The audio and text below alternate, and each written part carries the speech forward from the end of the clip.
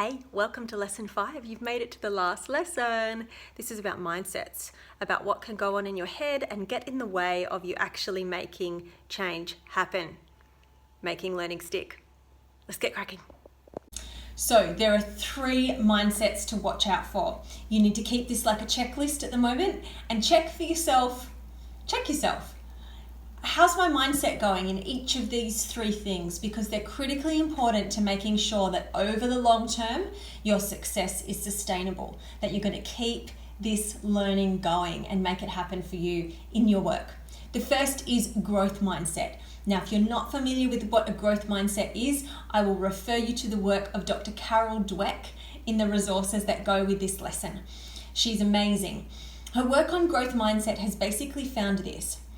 A growth mindset, if you have it, means you're more likely to be persistent at difficult tasks. And if you are more likely to be persistent at difficult tasks, like maintaining a habit, you are more likely to succeed in the long term. So you want a growth mindset because it makes you more persistent, and persistent makes you more successful over the long term. What is a growth mindset? A growth mindset is simply the belief that your abilities and your aptitudes can grow. It is a belief that your abilities and aptitudes can grow. The opposite is a fixed mindset, where you believe that your abilities and aptitudes are fixed. They can't change.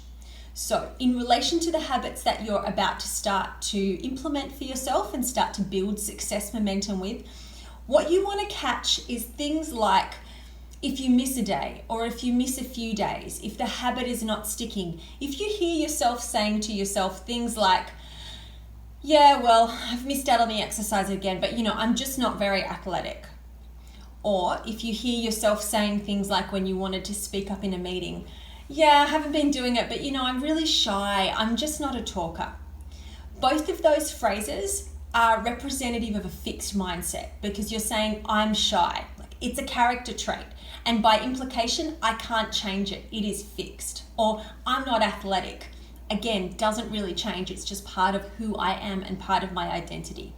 So catch yourself and try to listen to what's going on in your head and hear whether or not it's representative of a fixed mindset or a growth mindset. Now, if I could give you one tip for improving a growth mindset, it's to shift by using the word yet.